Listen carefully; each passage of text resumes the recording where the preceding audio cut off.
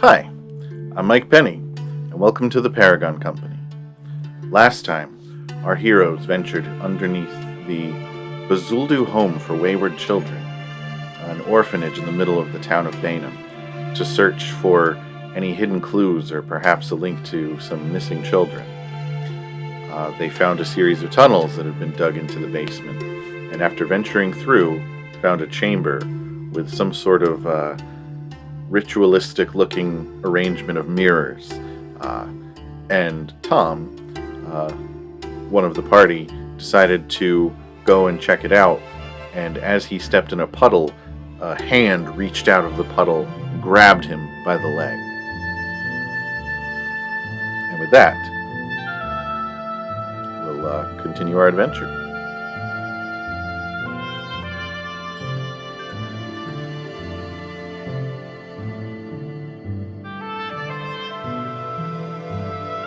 So, Tom, the thing grabs your leg, and as you kind of look around the room, a bunch of other of these puddles that are in the room raise up into like these creepy hands, right? And in the center of the room, where you saw the three mirrors facing in, there's like a circle, a magic circle etched into the ground, and the humped, like lump like thing in the middle of the room suddenly like starts to twitch and quiver and stands up. What you guys see is a lanky gray creature with its skin peeled back from its head, and just a seemingly like unending like fountain of blood pouring down from the top of its head. Yeah.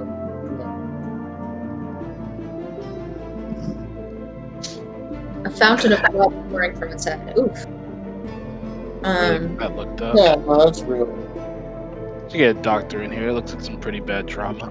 I believe you suffered from an extensive blunt force trauma to the head. A fountain of blood is like really in these days, you know? It's not stylish, it just looks like one.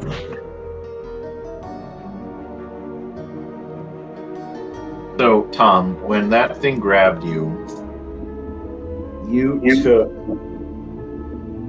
6 bludgeoning damage. Okay. I love a grab. Right. And I need everyone to roll initiative. First up is one of the boot grabbers, they're called. So it's going to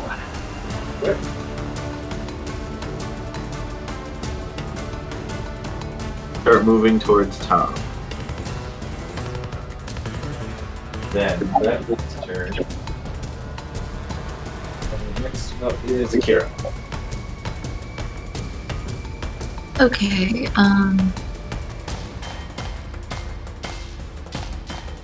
I will move to that first guy. The one that just moved up. Yeah. Alright. And I want to whack him. Alright, go ahead and roll to hit. 14 to hit. That hit? Huh? That hits? Yeah. Okay. 4 damage, I think. Or no, it's still rolling.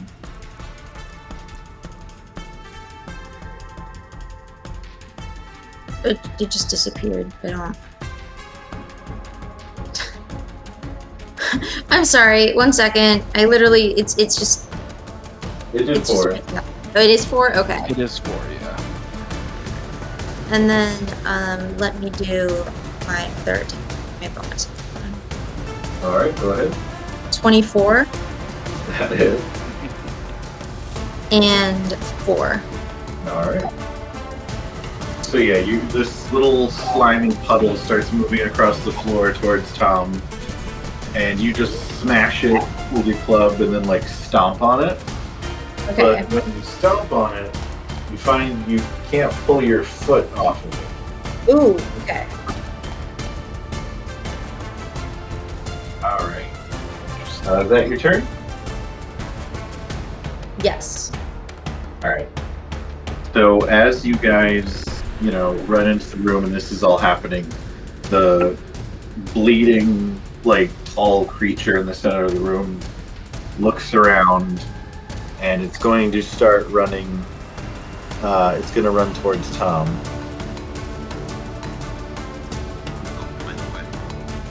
Yeah.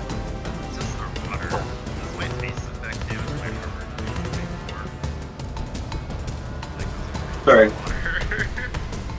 It just does ice damage. I don't believe so. No, it's not like Pokemon. Bad. To be fair, is it water or is it a liquid form? Right, that's true. But I mean, it should be the same thing, right? I think it should slow him down. Well, good for him. He has other stuff that does that. So That's true. That is fair.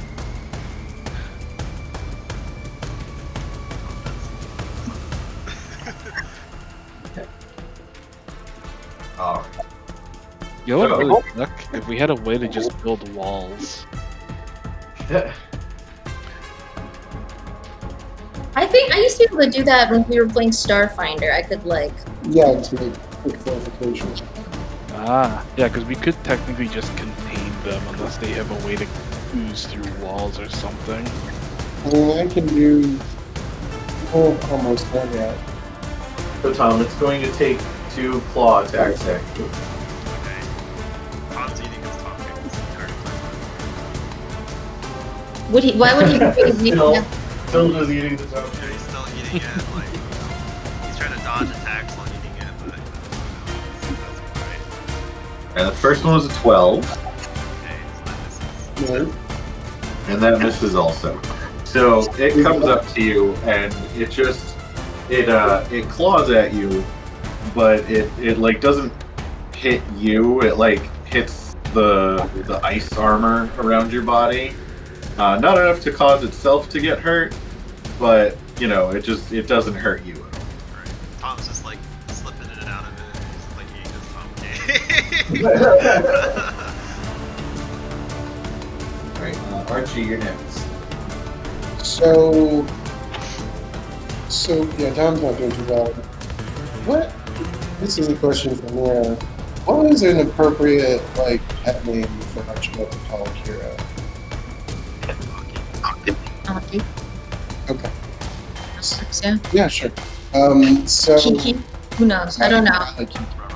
Okay, so Archibald is gonna see that this thing is grabbing onto Akira's foot. I'm gonna use my movement to get I have 35 feet of movement right now, and I want to go around the puddle to the away from you and forward. Like here? If that, as far as I can get to, basically that way. Yeah, you can reach like here. Okay, and then I'm going to use my lightning launcher to attack the one that's got a foot. Okay. So I'm going to be like, I got you, Kiki. And Right, go ahead and hit. shoot lightning out of my shoulder through my fingertips at this thing. Let's see. Is it-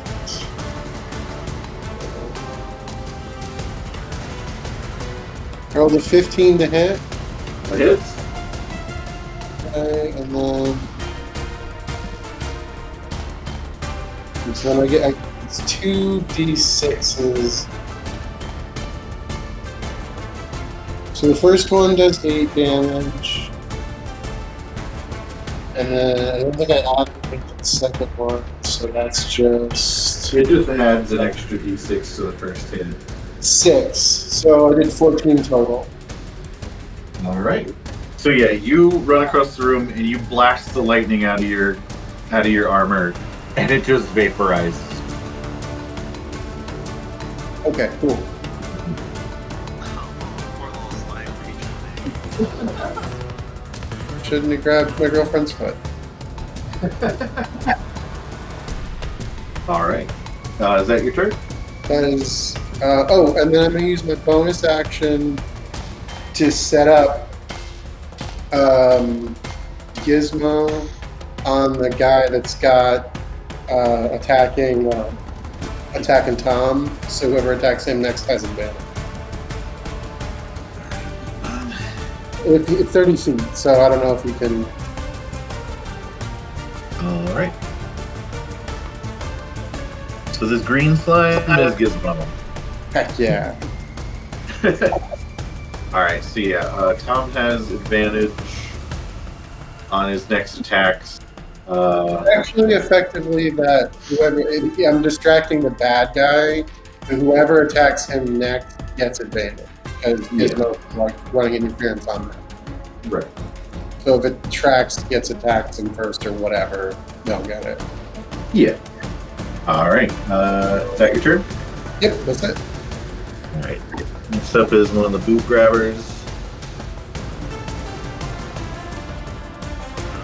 Moves towards you. I like to position that we call it slime. Slime booties. Slime movies. I'm good with that.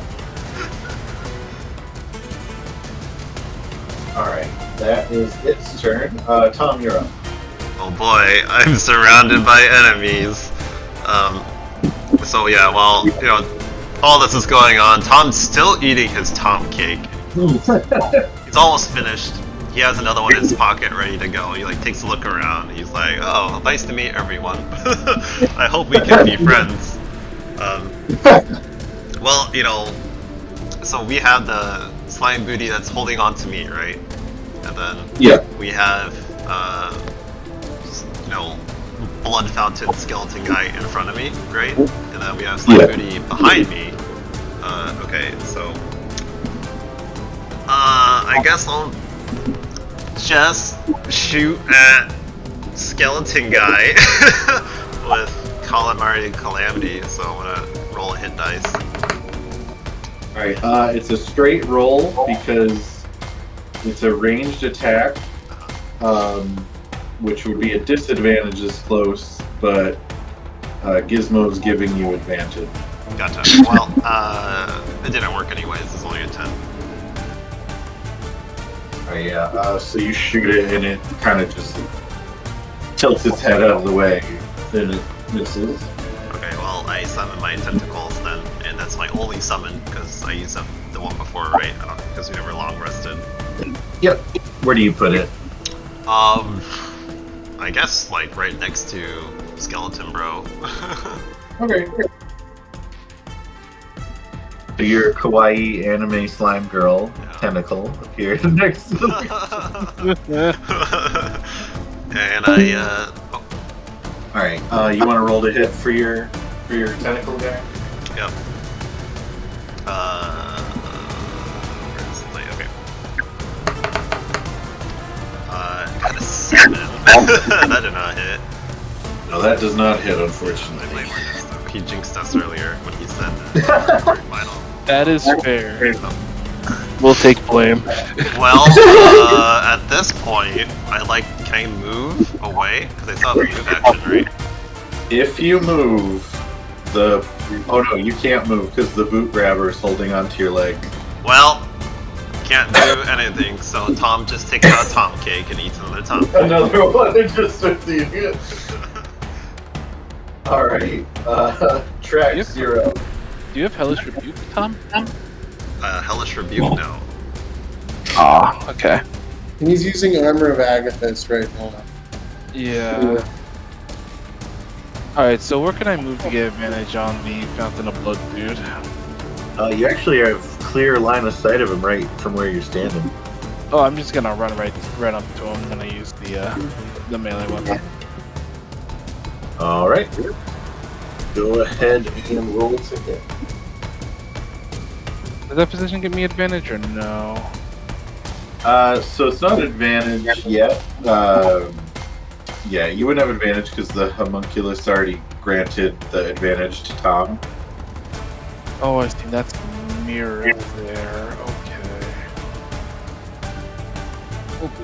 Okay. To give you an idea, yeah, because there's a lot of people clustered right here. So it's you, the Bloody Bones, Tom's Tentacle, Gizmo, Tom, and then the Boot Grabber. There's so much going on in this whole square. Yeah, I'm doing my best to keep things going on a different section of the map.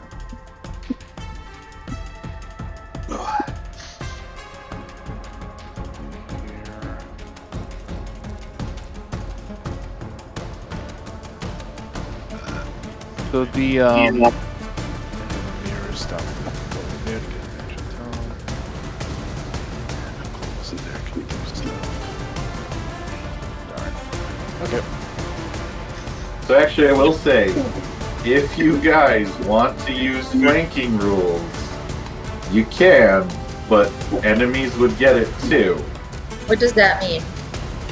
Basically, if you're flanking an enemy, if you've got it surrounded on opposite sides, you would roll your attacks with advantage. I mean, I operate under that, and I assume we would be doing that, especially if one of us were to go rogue. It's well, you would get it anyway as a rogue because it's just how rogues work. But it's an optional rule. If you guys want to do it, we can. Just know that enemies will also get it. See, that doesn't bother me because, at least in my case, I have 3 attacks, and that would mean I would have 3 attacks with advantage. True. And that's before even getting an extra attack. Right. Yeah, I mean, the person who's designed to take attack rolls, I'm not necessarily super into the idea that enemies all of a sudden have a better shot at actually breaking through my armor class. It just allows you guys to be more strategic on the battlefield, but then it also would give me the opportunity to do the same. Alright. So, I mean, if you guys want to try it, we can. If you guys don't like it, we can always go back on it. I mean, it would definitely boost teamwork between the 3 melee people in our group. That's true. Alright, yeah, if you want to do it, then yeah. Trax, you would get advantage on these attack rolls then, because the Tom's Tentacle is flanking it with you. Yay!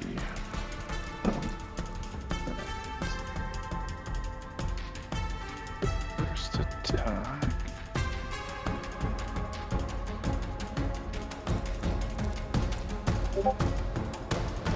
Ew. Let's see here. Alright, so 15 to hit.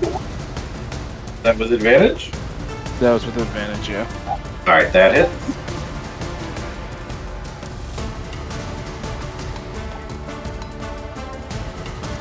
So that'll be 9 damage. And then I'll action surge and go again. Okay.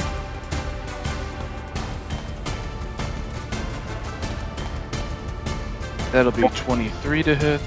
That hits.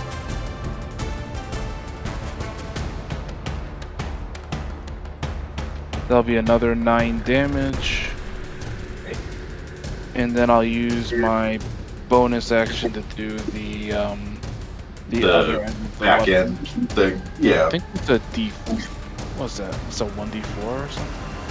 Yeah, so you roll a hit and then it's 1d4 instead of 2d4 for the back blade.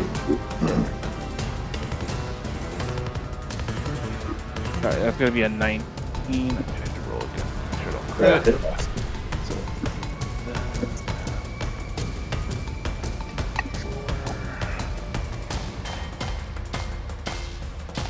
and that'll be 6 more damage.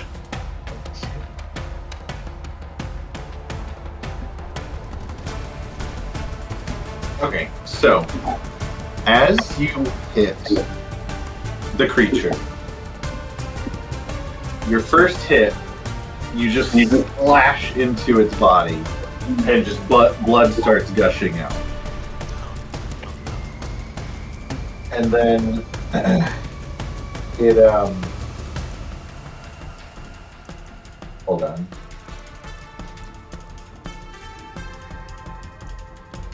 Oh. And then you go to hit it again, and all of your attacks with your double-bladed scimitar connect and cut into it, but the second two hits seem like you're not doing as much as that initial hit.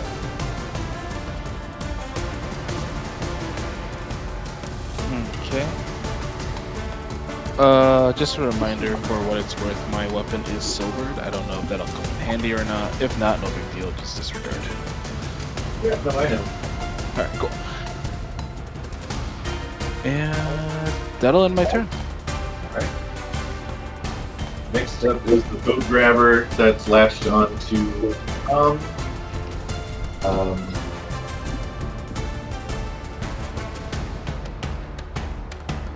it's going to just try to crush your legs some more. Tom's like, stop it. Stop that. With a natural one, its hand slips on some of the frosting that dribbled down your leg when you tried to give it the Tom cake. It's like shaking my leg. And nothing. So far, you've had like a really slapstick, like slippery hero fight with these guys. With a full all, and you've just been like, whoa.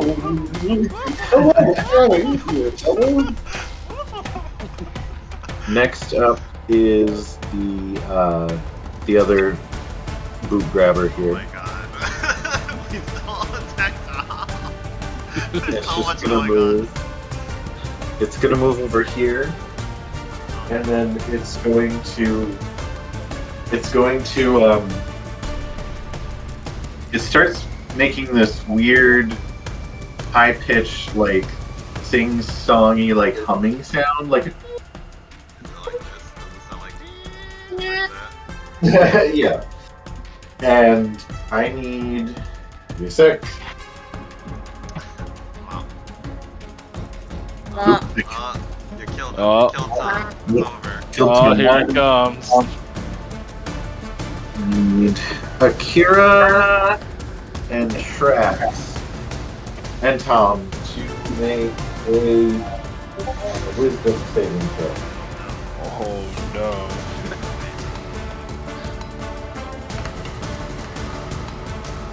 Oh, I got a nap one. Some Four no. total. Really? Is it a charm effect? Can't wait. Let me double check. You know. Yes, I will. Yeah, it starts immediately. I get to immediately. I get a time. yeah. Oh, even for that sort of Mhm. thing. So yeah, Trax, it would be a charm effect, so you automatically pass the save. So Tom, you're affected, but you can't move. You want to go see that creature. The one that just emitted the hum, the one over here. And Akira, you as well. You need to go check out this creature. Okay, but I can't move, so I'm just like. Well, because the one's holding your legs, so like you can't move, but you want to go over there. Okay, and I have a good question. So, all those puddles Yeah. and stuff, the creatures are able to move independently of the puddles? I have. Yeah, that's just like background stuff, but they're moving around. They're in the puddles. They're kind of on the edge of it. The way the grid is, they have them kind of along the edge of it. I see. The one that's grabbing on the Tom's leg, is that also in the puddles? So, Well, they are the puddles. yeah. Like they were most of the puddle.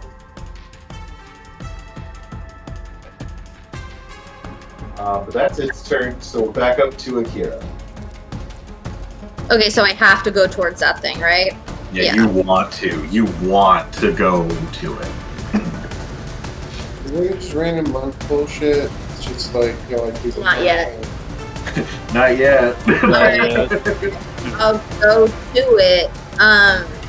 Is there, as I'm heading as I'm headed towards it though, can I stop and like swing at that dude? Like, I want to start heading towards it, but I see that guy and I just want to hit him.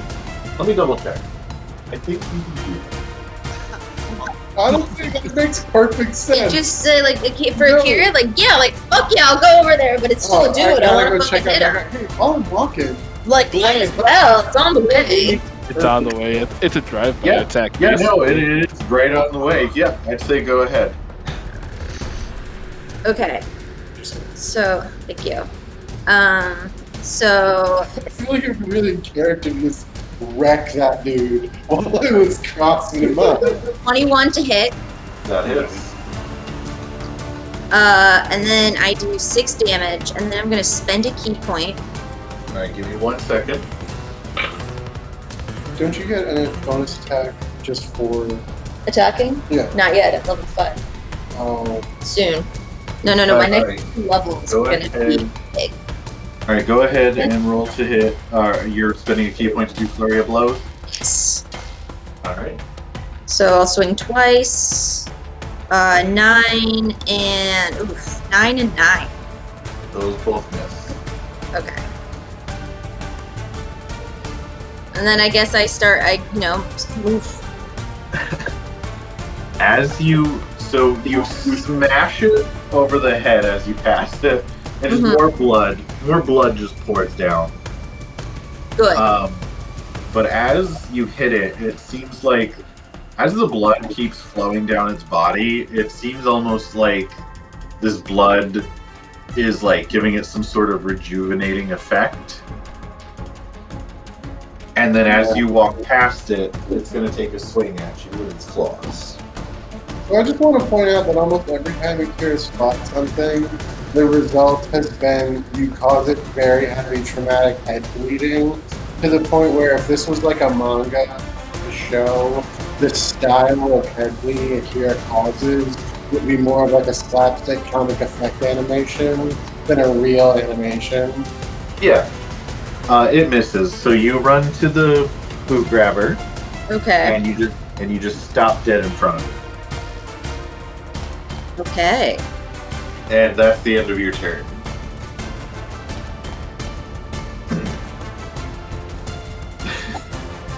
Okay. That's my turn. So, yeah. So next up is the Bloody Bones. It's going to take a swing at. It's going to use its claws and attack Trax twice.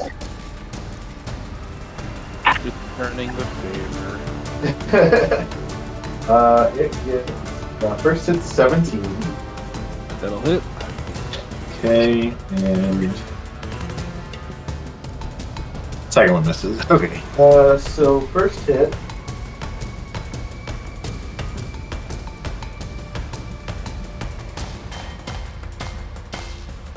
You take 10 slashing damage. Okay.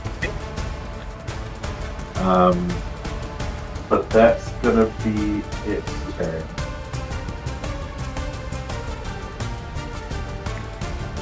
Oh, that reaction, the what you call it? It didn't hit you with the opportunity attack, right? Mira. No, I don't think so. It missed. Okay, good. No, 'Cause missed. no, okay. I accidentally used 2 reactions on 1 turn with it, so just disregard that opportunity attack anyway. Okay, great. So, all right. So after it is Archibald. Okay, it's all getting real weird, but I am going to. I'm close. I've still got enough distance that my range attack will be at normal for that guy in front of me, right? You're 25 feet away from the Bloody Bones, and then you've got a boot grabber closing in like 10 feet away from you. Yeah, hang on a minute. I can just shoot him like normal, right? Yeah, you're far away enough where you get your normal roll for it. Okay, I'm gonna shoot at him before I peel towards everybody to get more heat drawn to me. But I may as well try and get at least close to kill him if I get lucky. Go ahead and roll to hit.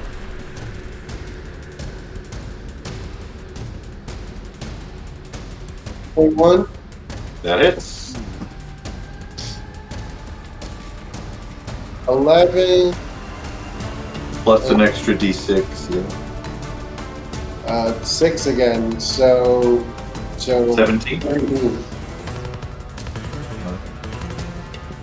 So you blast it with your lightning, your lightning ray, and it just starts you see the electricity zapping through its liquid form, and it looks like it's alive still, but that almost killed it in one shot. So I'm gonna do that as I'm doing a thick Tokyo drift, around the puddle, and just cutting towards everybody.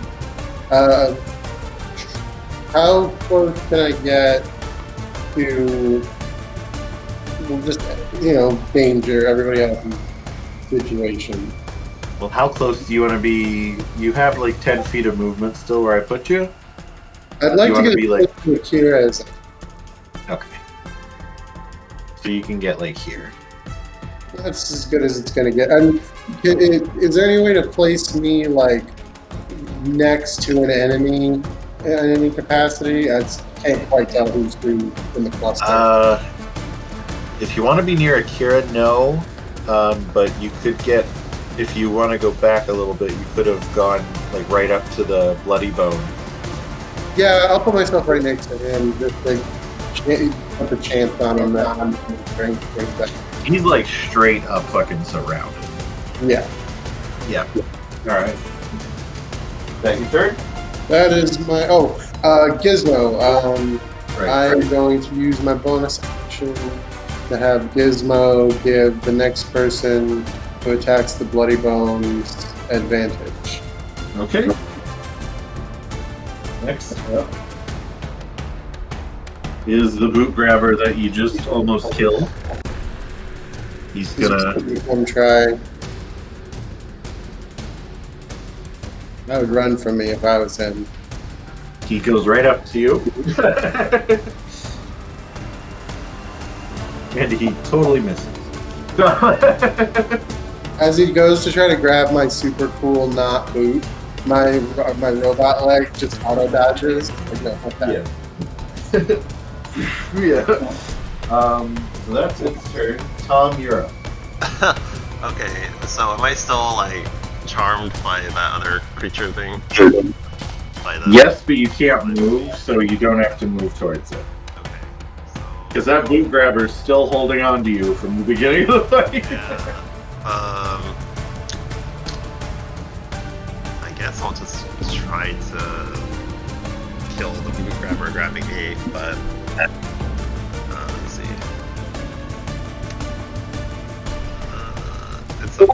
So if I try to attack it with Eldritch Blast, it's just gonna be break even still, right? Yeah, because Gizmo is giving the next attacker advantage, but you're point blank with either target, so you would get the. So if you attack the boot grabber holding onto you or the Bloody Bones, you'll have disadvantage. You do have line of sight of the one holding Akira, and that would be a regular roll. Okay, so I'll try attacking that one holding Akira. Okay. So I'm gonna try rolling, so I'll roll twice for advantage. The first one was 624, so I'm just gonna top there. Okay. Well, no, roll again in case you get a nat 20. Yep. That one is the second one. Alright, well, 24, so... You jinxed me, Mike. You jinxed me. So yeah, go ahead and roll damage for that. Okay. It was 2. Okay. Are you doing it at all? I am going to pull it towards me. is 10 feet, right? Yeah, 10 feet. And also slow it down at the same time, because I can do... Okay. So you actually yank it away from Akira. Ooh. That's And good. it lost 10 feet. Do you have anything else you want to do? Use my tentacles, and I'm gonna use my tentacles to try and kill that one that I just pulled in towards me. Okay, so what's the range of movement on your tentacle? It's 60 feet? Or no, how much can your tentacle move around? 30, okay. So it can move, and it doesn't get opportunity attacks because it can't be targeted. Yay! So I'm gonna roll to hit. Is it still at advantage or no? It's just because are you? This is a regular roll. This was 21. That hits. Okay. And for damage, I keep rolling ones. It was 5, and it's also cold damage. So it also saves it again, another 10 feet. That boot grabber has lost all of its movement for the next time. How do you like it? Huh? Now you can't. Yeah, right? That's the full effect, dude. Like that's a build in action. You just did it perfect. Nice. I grapple you, charmed person, and you're just like, no, in fact, stay away. Just on you. Oh, I'm still eating a Tom cake, by the way. I'm on my 3rd one now. Okay. So next up is Trax. Okay, so I'm going to use my bonus action to spawn my Echo on the opposite side of the blood dude. Okay. I'm using your old mini for your Echo. Haha, nice. Okay, and I'm gonna go attack it. Alright. So this would be with advantage because it's flanked again.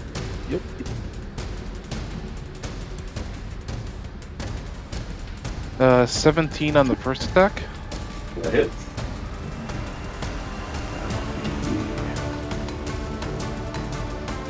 8 damage. Right. Then I'm going to. Where is it?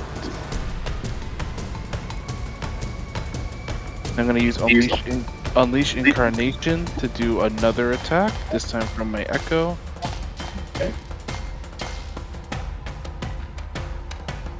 That'll be 20 to hit. That's gonna be, yeah, that's right. that's gonna be another. That's gonna be 11 damage. And then that'll end my turn because I used my bonus action to bring out my Echo. Yeah. So when you slash it, you feel confident again that your blade hurt it like it should. But then when your Echo turns around and slashes it, it looks like the blade just doesn't sink into its flesh as much as when you literally just stabbed it. Fair enough. Also, more blood just starts pouring down its body, and it just sort of laughed at you a little bit like I don't put a towel to put on this thing's head so it stops bleeding. Right. The friggin' there's some paper towels on there, Bounty the quicker picker upper or some shit. Next up is the boot grabber that's holding on to Tom. It's going to try to crush your leg. Natural 1, never Oh my mind. god. Wow. It's those Tom cakes that he's been eating. That boot grabber has rolled 2 nat 1s in a row. Yes, he has. I'm gonna give enough for this to be Tom's signature fight. Yeah. So next up is the other boot grabber that has its movement has been reduced to 0. So it's going to start humming and singing. And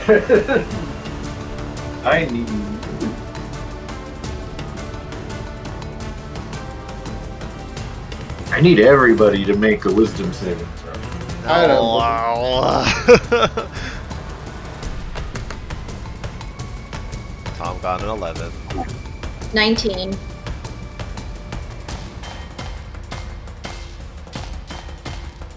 Is it the same charm attack again?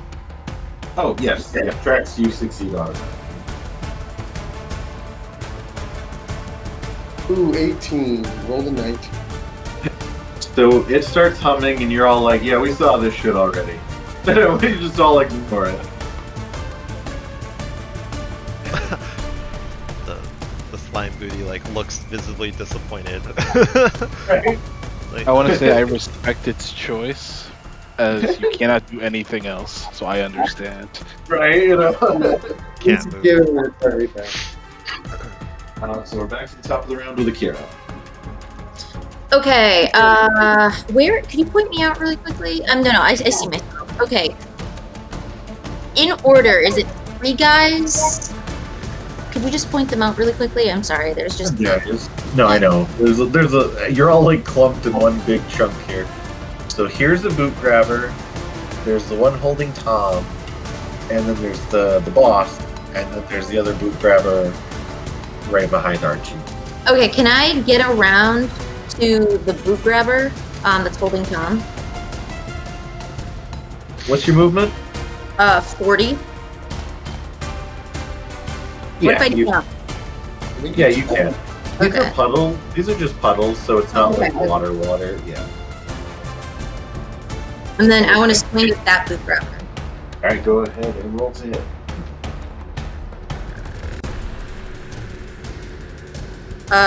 23. That is.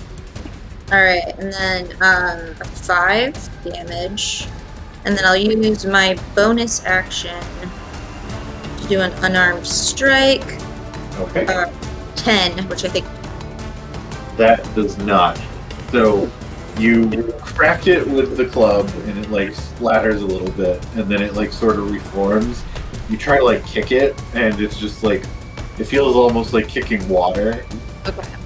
But there's still a hand grabbing Tom's leg, Yeah. sticking out of the top of it.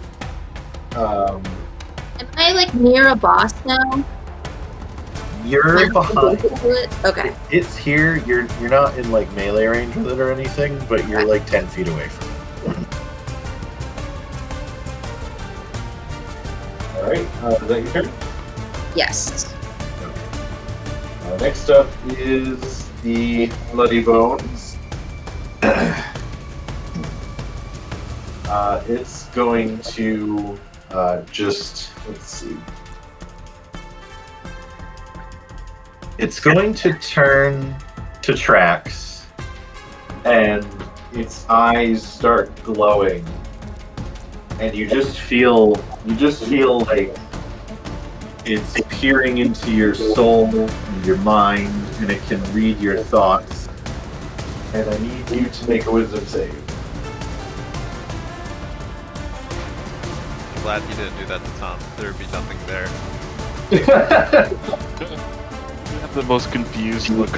Right? Takes bite of cupcake. What is he looking at?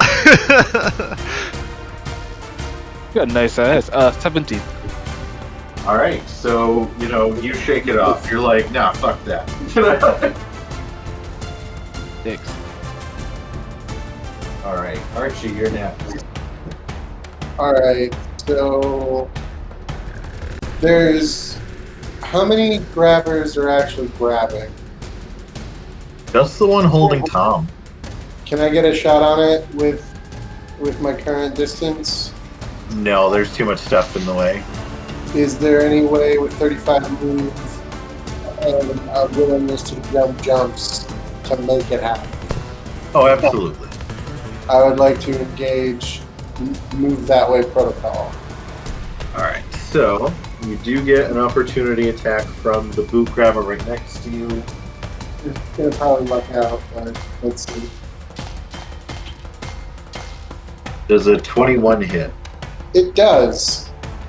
So you go to run, and it just grabs your leg. Alright, so then I will shoot anything I can with Hold on. ray. I gotta roll damage for the opportunity attack. ridiculous. 7 bludgeoning damage.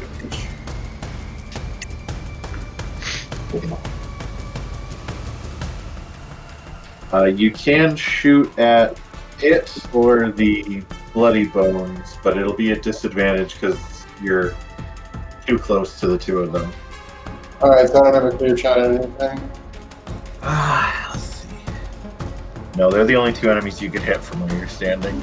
Alright, well I guess I'll shoot the one that's on me just for the sake of, you know. Okay. Go ahead and roll with disadvantage.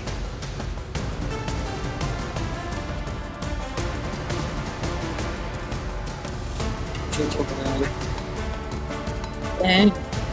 I'm like, what, number 5 of the night? And a 12. Well, doesn't matter. That hits. Oh, dude.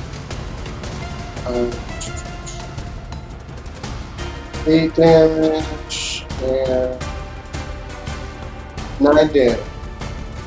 So it grabs you, you turn around and blast it with lightning, and it just like, it pops. Oh. Something. Right. You do have your movement now, though. I suppose I'm gonna reposition. If I move now, does anything else get an opportunity on me? The bloody bones might. Well, no, if I'm next to it, I'm probably more as I could be. I'll stay where I am. Alright. Okay. So, up next is Tom. Okay, the one that's to my left, is that too close for me to shoot at just regular, or is it still disadvantage? So the one holding you would be disadvantage. Yeah, the one over there. Yeah, skeleton dude. The boss would be disadvantage. You could hit this one normally. Okay, so I like to hit that one normally, please, with Eldritch Blast. Alright, go ahead and roll to hit. Okay. Oh wow, hey, I got a 25. That hits. Yay! And now for damage. It is 10. Alright. Solid.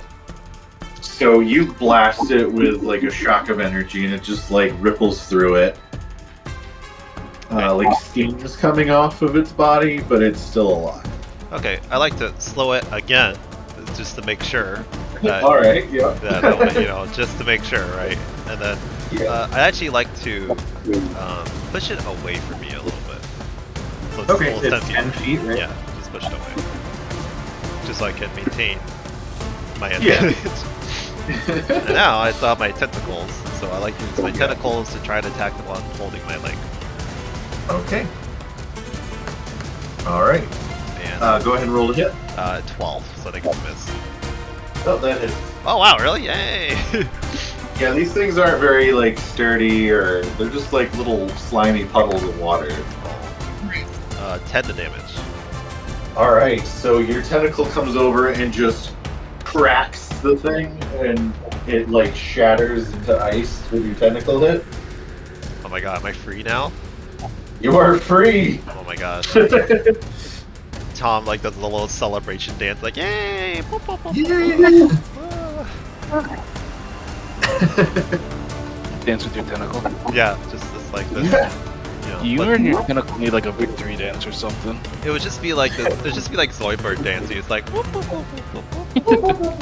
I just think you should, like the same way that like a tentacle wiggles, you should just do the same thing, just next to your tentacle. Yeah. Like, It's sort of the worm, but sort of not. right. Like the vertical worm. It looks like a squid tentacle monster is trying to learn to dance like a human, but failing miserably, and that's what it looks like. That sounds accurate. Tom is not a physical person. What? He's the most physical person on the team. What's that? He pretty much is the most physical person on the team. I Just in mean, a really good way. I mean, he has -1 athletics, but he does have +1 acrobatics, so I guess it cancels out. It works out. Oh, if he's not good at stuff, he puts all of his physical energy into just doing his Tom Alright. shit. All of it. Okay. That should end my turn. Alright, track 0. Yeah, you know. Let's do this show. Let's do the same show again. I'll just keep attacking it. Alright, so go ahead and roll with advantage. Alright, that's a 19 to hit with the first attack. That hits. Gonna be 12 damage. Okay. Unleash Incarnation.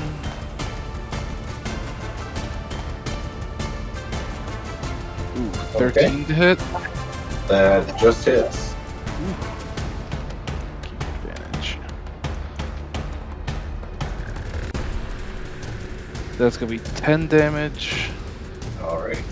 And then I'm going to use the other end of the blade. Alright.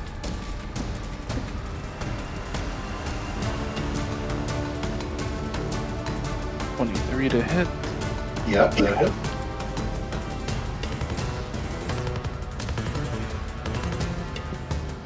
So that's going to be 5 extra damage. Right.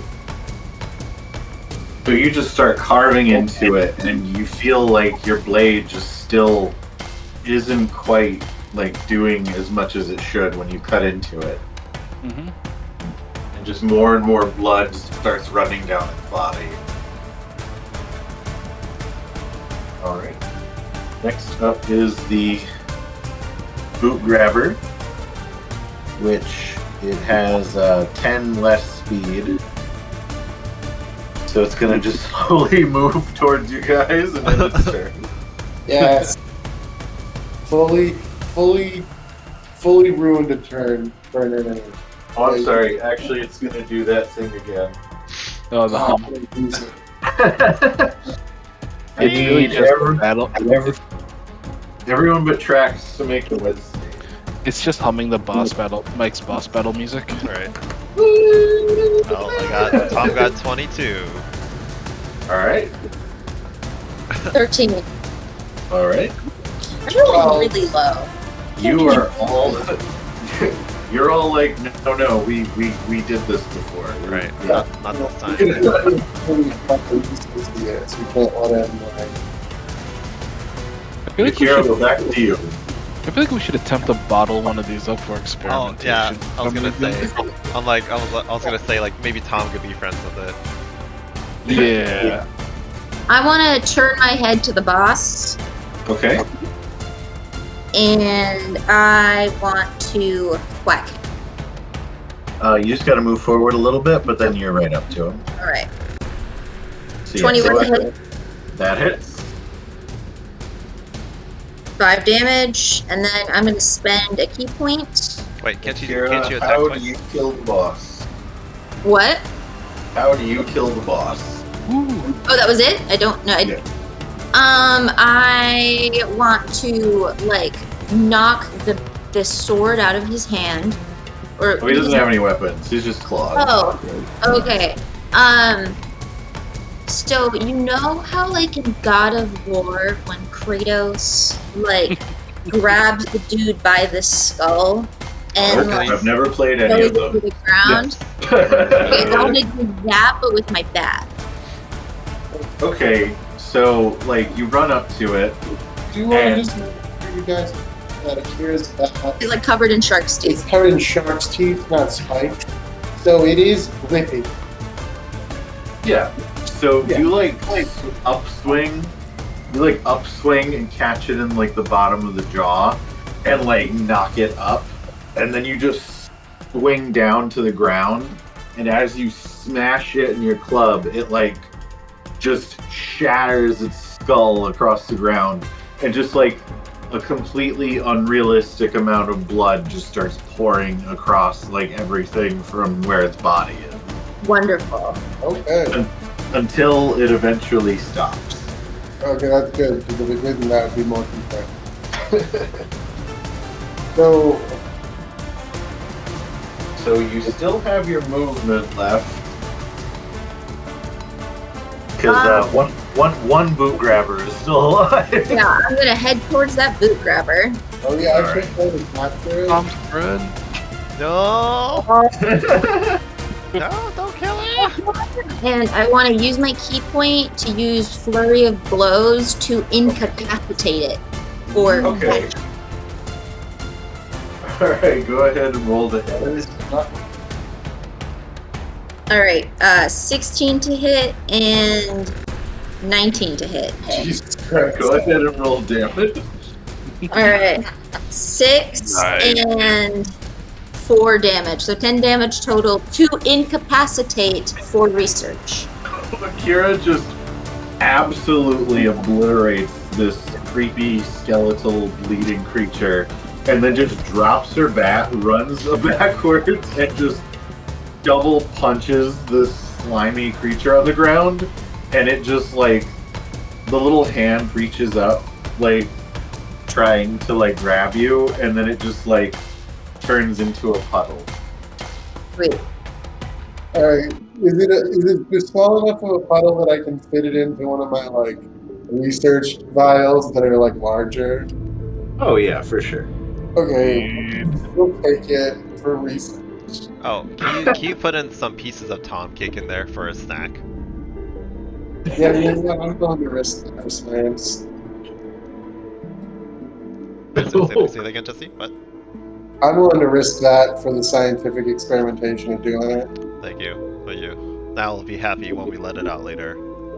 I'm also gonna give it to Gizmo for transportation, so he like floats the vial of it, and like a big dragonfly, and like you can see it in case it does something weird.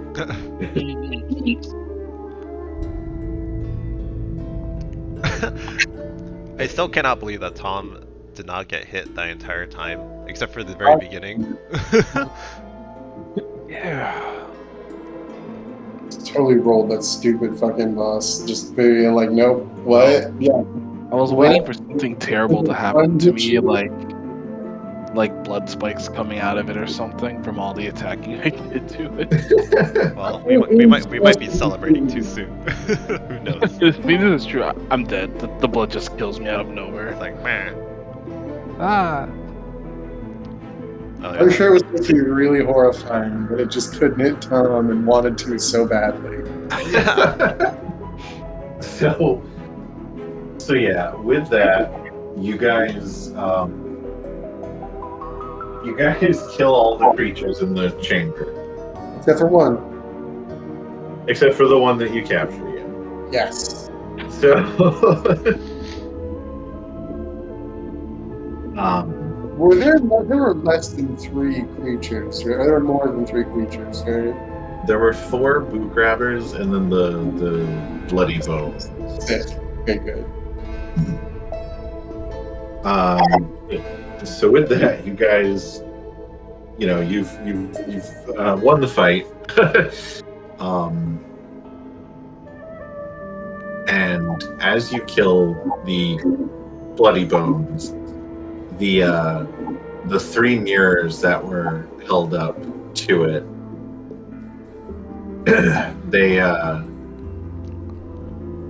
when you walked in the room, they had like a little bit of a glow to them. Now they're all just they're not glowing.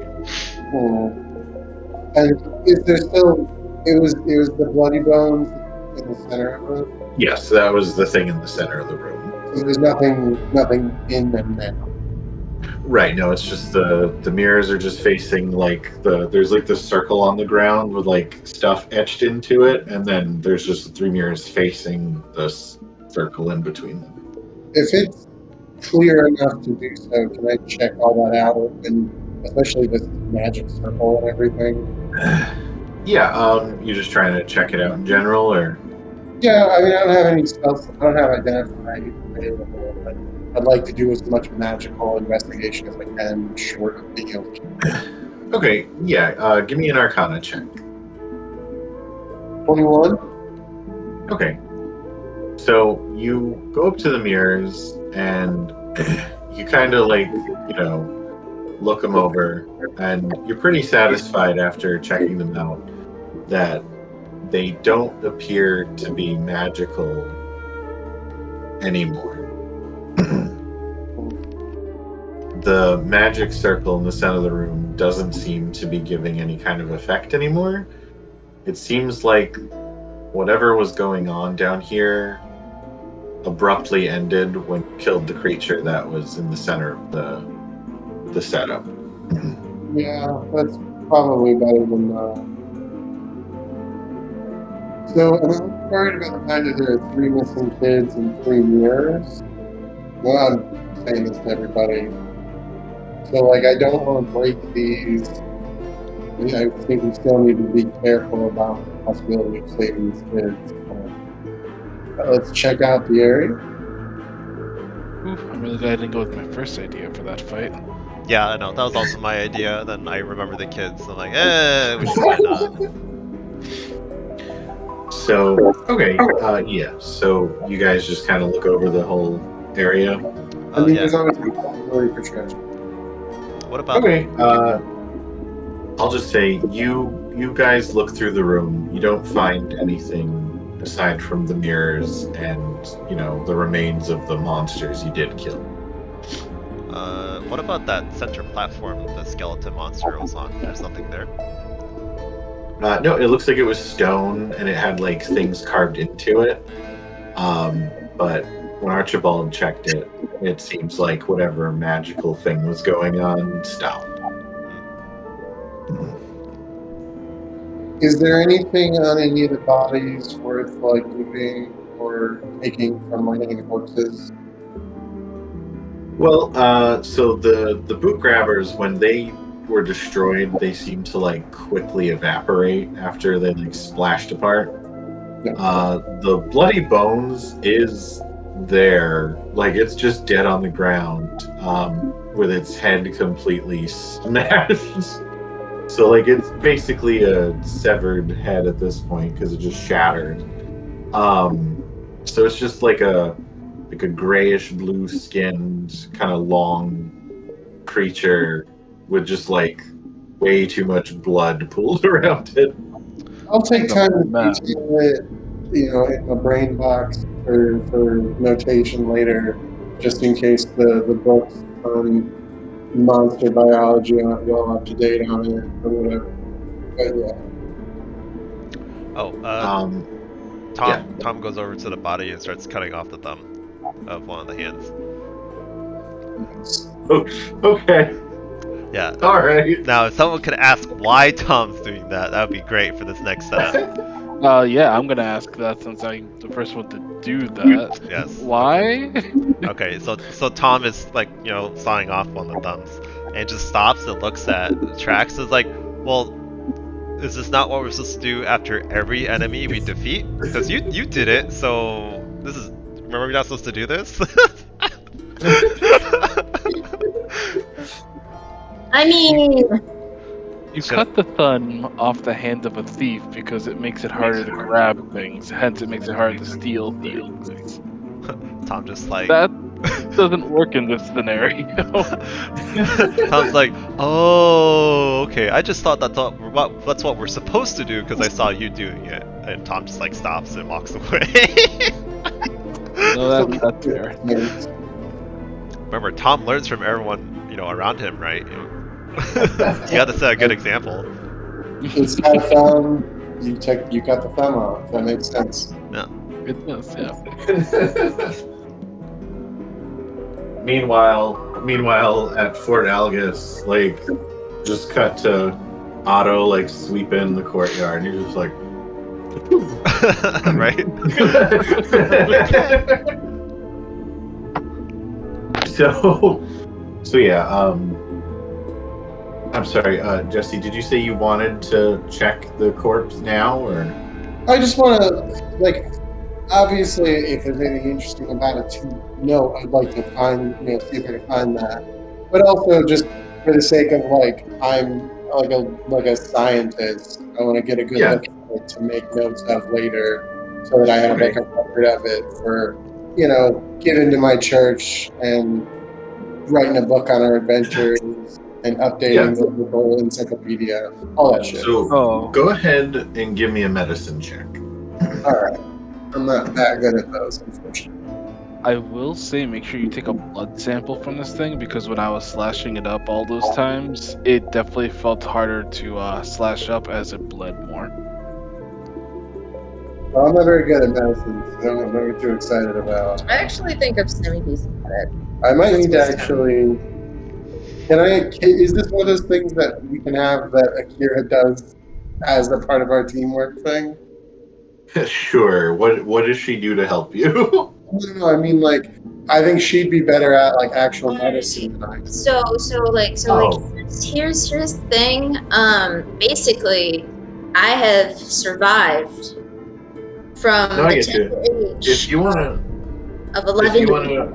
if you wanna roll a medicine check as well, because I see Archie already did one. So Yeah, I'm known to consider asking Akira to do it, but I think that makes more sense. Basically, Akira's just been damaged enough that she can look at something and be like, huh, maybe it happened this way. just been enough scrapes. 10. 10. I can give her guidance as well. So you guys look it over together, and you both come to the conclusion that this thing sure is dead. Can Tom try? Sure. Okay. Sure. How about we Alright. all just try? Oh, Alright. sorry. Wow, I got a 20. Not 20, but 19 plus 1. I got 19 plus 1. Okay, I can describe what happens. So Akira and Archibald both look this thing up and down, and they can't make heads or tails of it. You walk up behind them, still eating a freaking cupcake, right? And you just point out to them that, like, wow, it seems like this thing had like a weirdly accelerated healing process. Amazing. Yeah. It's like, I feel like every time we damaged it, the blood that was coming out was just helping it heal itself. Maybe it was like a very quick, like, Waglet agent. I don't know. He just, like, walks away. Just like that. I will confirm his statements as the one that kept slashing it the entire time. So yeah. So based on everything you guys do discover, you just come to the conclusion that something about this thing was just like it seemed to just be able to heal itself very quickly, so that putting it down was just difficult. Should we collect some of its blood and like an arm, maybe? Sure. Yeah, you can take a blood sample. Cool. You wanna get its arm? I don't know, I just feel like a physical sample wouldn't be a bad idea under the circumstances. All right. If you want to, you can take a blood sample and you can sever one of its arms. Alright, Atrax, Yes. give me a salad and just cut this clean. Alright, will do. Do you want me to roll an attack for that, Mike, or... Yeah. Actually, give me a sleight of hand. Sleight of hand? Okay. Yeah. 21. Yeah. So you go and you just like surgically remove its right arm. Another day in my life. And now I'm gonna do it. All right. So yeah. Is there anything else down here you guys wanted to check out, or did you want to leave? Should we take the mirrors with us? Can I just do like a quick look around, see if I see like anything like hidden compartments or something of the sort? Look for it. Sure. Give me an investigation check. What did you say, Ernesto? I have the silver key, and I don't know if it's for anything down here, so I've been looking for like some sort of keyhole for it. I get some guidance. Guidance and Gizmo, if you can give it. And we should definitely look for a door. They found it on the left path, at the end of the left path. We still have to go down those two other paths as well. I There was just one. one path. I did the left on my own. That's where I got the key from. Okay, then we still have another path after this one. I got 20. 20? Okay.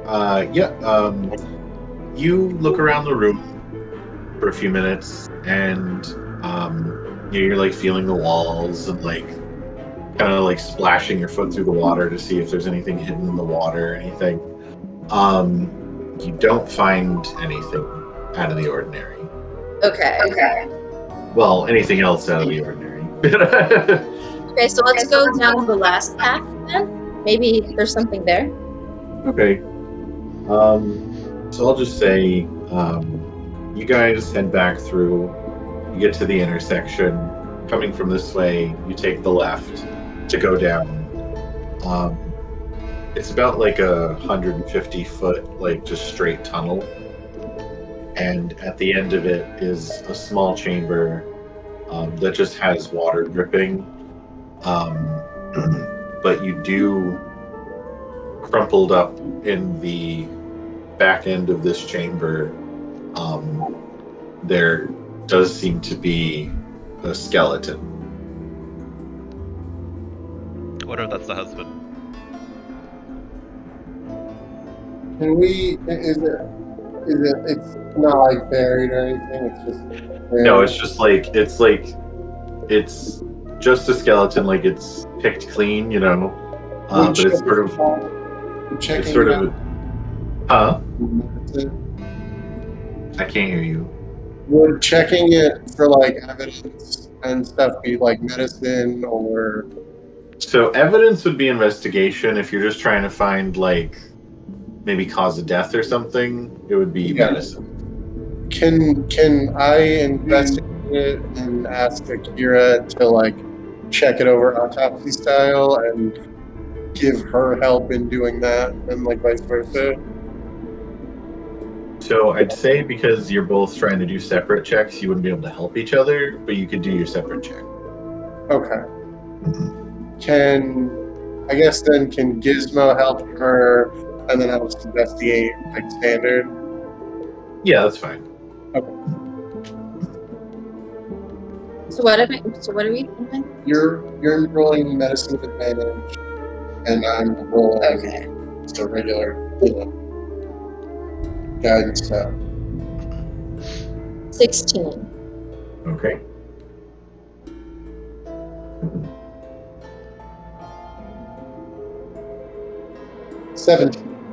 Okay. So, Akira, you examining the remains, you see that it has like fine, like this, spiral fractures going up its like leg, the like shin bones and stuff. Like something like grabbed it by the legs and like twisted and crunched its legs. Seemingly, probably had with broken legs, just died down here. Archie, you looking around the body and everything, you find kind of semi buried in like dirt, a little next to the remains, a journal sticking up out of the ground a little bit. Oh, well, that seems like good evidence to me. Yeah. So you open the journal and you kind of thumb through it. It seems to be from just someone who, they don't really specify who they are. It's more just notes into what they were looking into. But it's notes on just the strange activity of the woman who runs the orphanage lately, the fact that the 3 children that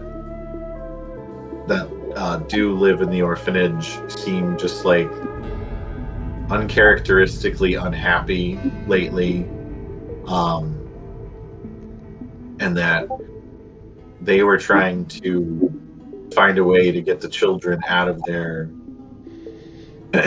and the last page of the journal says that 3 children had been relocated to Eventide, and that they were going to confront Baronin Bazildu about the way she was mistreating the children. Well, we have to keep these mirrors safe. What'd you say? We have to keep these 3 mirrors safe. Why can't we get them out now? Oh, if the 3 children have been moved to another town, but those 3 children were actually replaced by doppelgangers for mirrors, then we can't let these mirrors break, or those children, we won't be able to get them back. Right.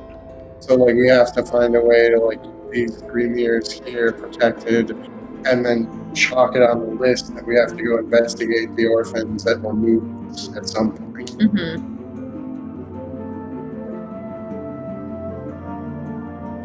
Right? But yeah, you guys don't really find anything else down in the caverns. So do we have a means of moving the 3 mirrors out of here?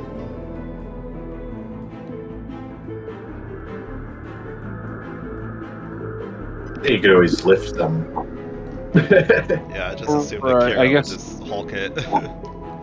Okay, because I'm just trying to I'm trying to think on who our lifters are, because I've only got a 10 in strength, so Groblox know. can lift her.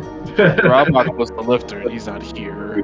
I've got. Let me find out exactly how much I can lift. Wait.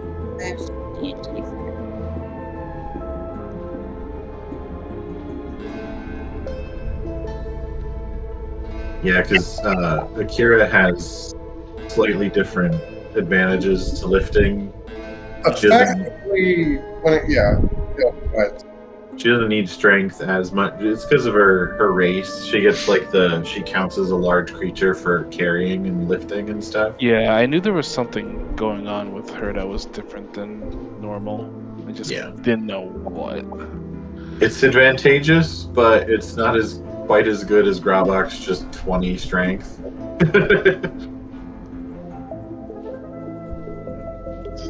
What's lifting, like 15 times strength score or something like that? I think so, but then with the large creature, I think you double it or something. Huh? Yeah. I can fully lift 200. No, that's my that's my carrying. Yeah. I lift.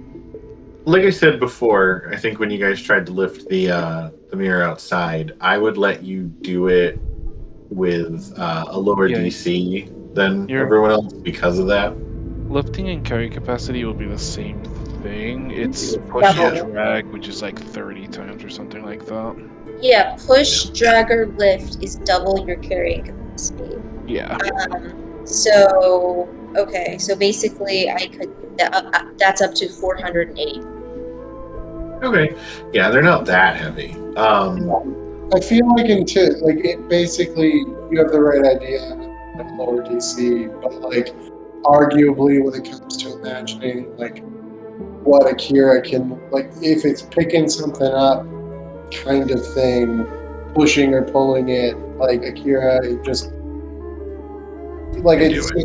up for double. Yeah, and these mirrors weren't as large as the giant standing dress mirror that Mrs. Bazildu had upstairs. Okay. These are smaller. So yeah, I'd say you guys can actually all of you, if you take a little bit of time, you can. Is there anything I can do with some rope and some time to just set up some simple harnesses and secure ways for us to carry them and help carry them out if you could make a safe way to drag, if anything, that would be the quickest way to move it, technically. I mean, yeah. Basically, my character's much smarter than I am, so I feel like there's some way to make some simple machines out of what we'd have available. All right, so Archie, give me just a general intelligence check.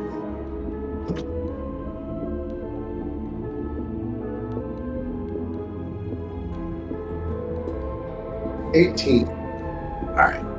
So yeah, and you know, I know Akira and stuff have rope, so you like just ask her to borrow some rope, and you just like make little like almost like backpack harnesses out of rope, and just kind of hoist it so she can actually lift all three in Okay. one go. Yeah. Awesome. So I'll have Gizmo like pushing from the bottom of the backpack with his jet body and adding whatever that does, which I think is like 15 pounds. Right. So I will make you guys roll for carrying mirrors through the place. You guys just, you guys take your time and you get them out through the caves.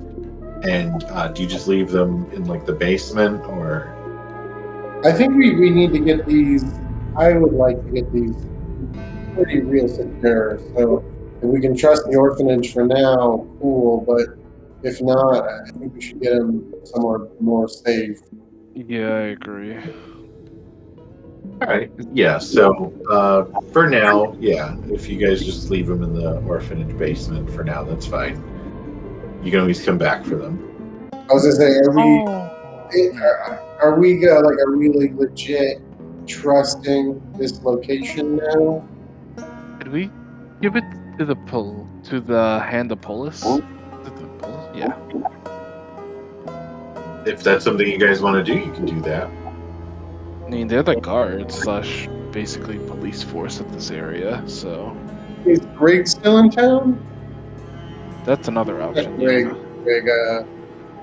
Grim. Grim. Yeah. Yeah. No, he's still in town.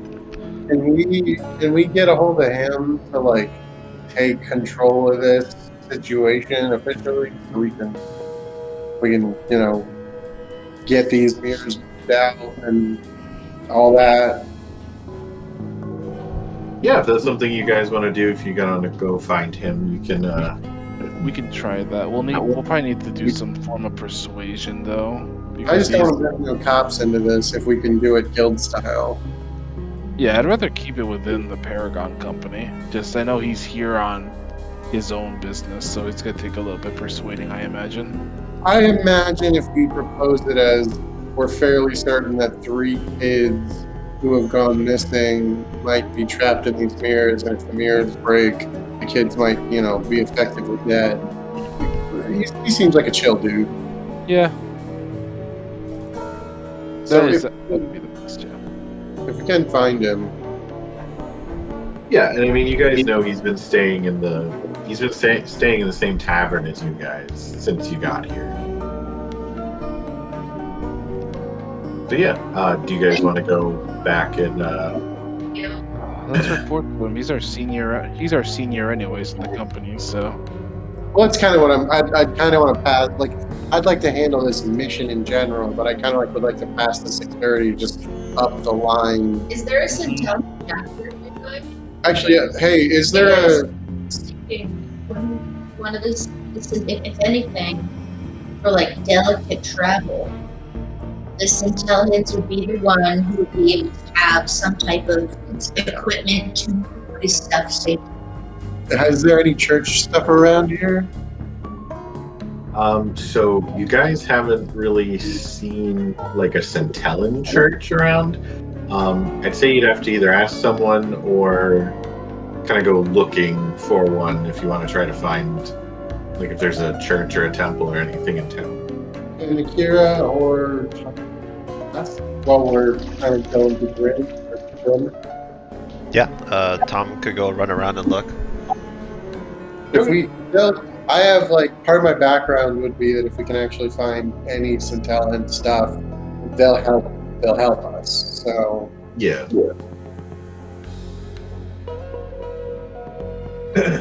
So, all right. So you guys are gonna leave the orphanage for now. I mean, Would the like lady to, here, the mirrors, we've got the 3 mirrors. We've got their dust from the other ones, and the other mirrors safe for now in the carriage. I would like to report it to Grim first before we end up turning anything over to Centellans if we do find any. Oh, if we wouldn't be turning it over. feel like if I proposed it, they would help us transport these things securely. Okay. They're not. They're mad scientist priests. I'm not gonna. I know what I would do if somebody gave these things to me and I didn't have emotional investment in them. So Yeah. All right, so Dude, because he is the person. yeah, I'm as bad as they come while still maintaining reasonable lawfulness. all right, so you guys, you get the mirrors, you go through the tunnels. Was there anything else you wanted to do in the orphanage before you guys went back to the Arce's horse? Yeah, can we do a quick run through and see if there's like no, because the lady lives there. Nice. No, I'm not gonna rob her. We're done. We can't. We've done everything we can there. I can't think of anything we're missing, but like I don't want to be unthorough about it. Oh, we still have that key.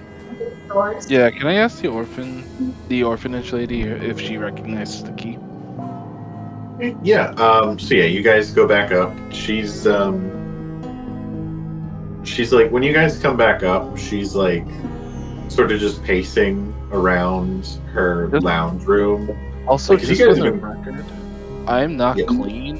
Like, I am probably drenched in this thing's blood right now. Like, just Yeah, just you for imagery especially. coming out of the basement. Like Akira has some, but yeah, Trax, you're like drenched in blood, like Carrie style, just blood. Yeah. Level up, did we? Because if we did, I know someone who could fix that. Not yet. This may not be a good way for me to walk So- around Bainham. I feel like anyone can walk around covered in blood and still manage the tracks. Right? So, yeah, you guys go back up. She's been pacing around because you guys were gone for a while, Mhm. just to go check out her basement. You've been gone for like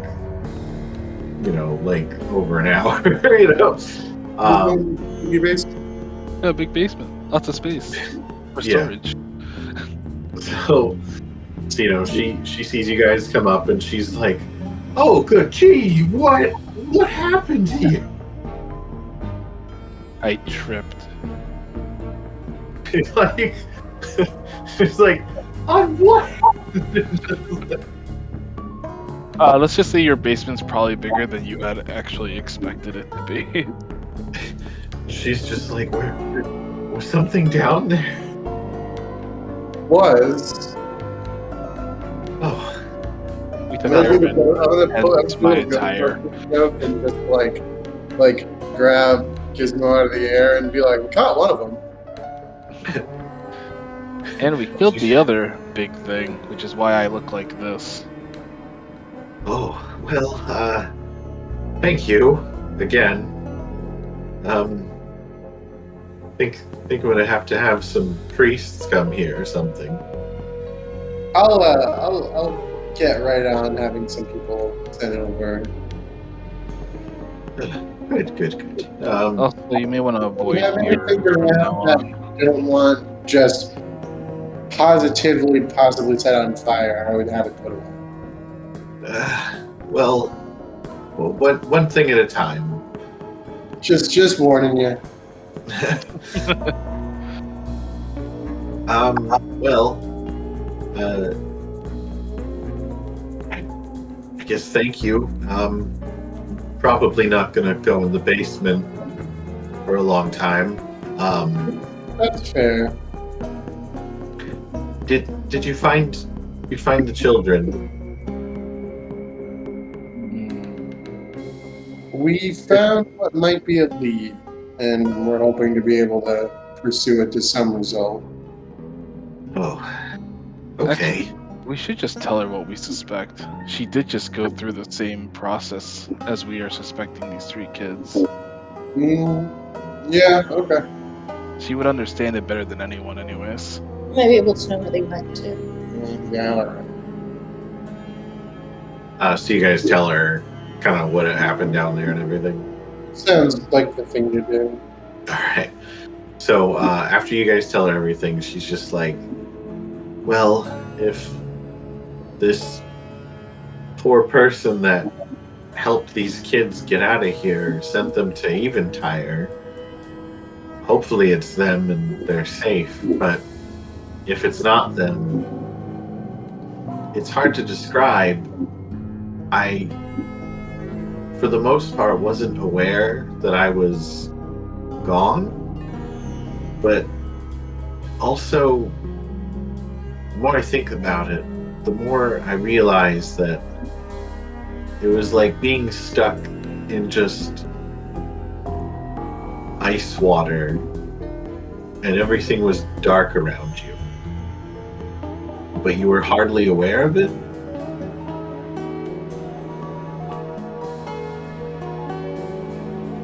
Yeah, so we're gonna do everything we can and hope that those kids are alive, but assume that they're having a bad. Yes, please, Where- please help. Sorry, this is more of a world question. Yeah. Do I know where Eventide is? Yeah, you do. It's a ways south from, like, kind of the general area you guys are in. I'm not. I know this is a shitty way to ask this question, but in like RPG map build, is it like a town or two away, like a stop or two away, or is it like a ways away from where we are? Probably about a week's travel south from where you are. A ways away then. Okay, well that's. I don't want to keep having just like these emotional quest lines or whatever, but like we're in danger, so we don't have to do it like now. But at some point, we got to address the situation. Yeah. All right, sorry. In No, you're character. fine. No, you're fine. So she just says, if you do find them and they still need a home, I would be more than happy to take them back. I understand you're going to be taking the kids that were currently here. It seems that way. Okay, well, I mean, I think they'd be in... We'll talk to them and see how they feel about it now that the situation has changed. But if they want to come, we got places. Well, if they want to go with you, that's perfectly fine with me. Honestly, I think maybe I should take some time off for myself for a little bit. Do you have any files on the kids by any chance? She kind of goes like, "Oh, actually, if you guys want to come with me, we can check out the front desk. I haven't looked into anything. Obviously, I never actually met these children that have been staying here." Hopefully your doppelganger was sinister but judicious. So Yes. she takes you to the front desk, and she she unlocks the drawers and everything, and she pulls out some documents, and she starts reading through them, and she just, like, as she's reading the pages, like, turns a little pale, and she just kind of puts the documents down and, like, slides them across the desk towards you guys, and she's like, I think you'll want to read this. All you, Archie. I do stuff. So I can just flip through it and memorize Yeah. it and then put it to track so you can get it. Yeah. So I'll just give you guys the rundown. The documents basically start off like descriptions of the children, like their names, general description of them and everything. But towards the end of all the documents, she has notes that are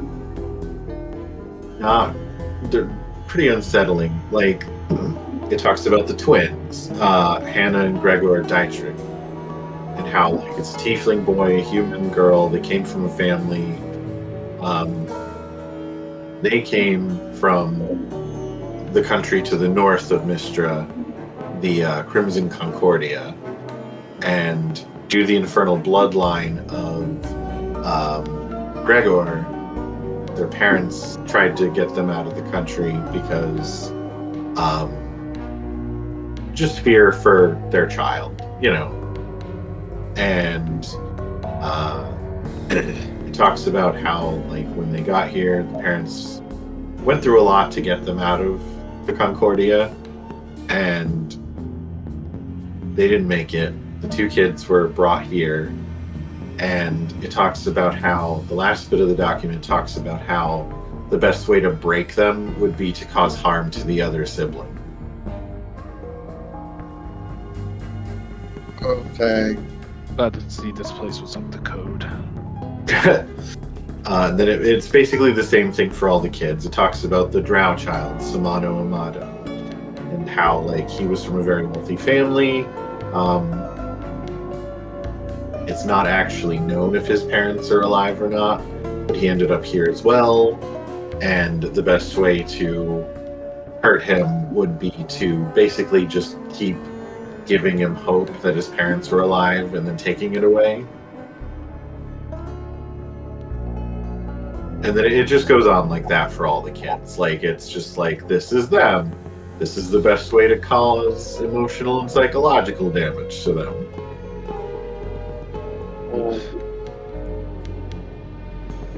So, we'll take these notes.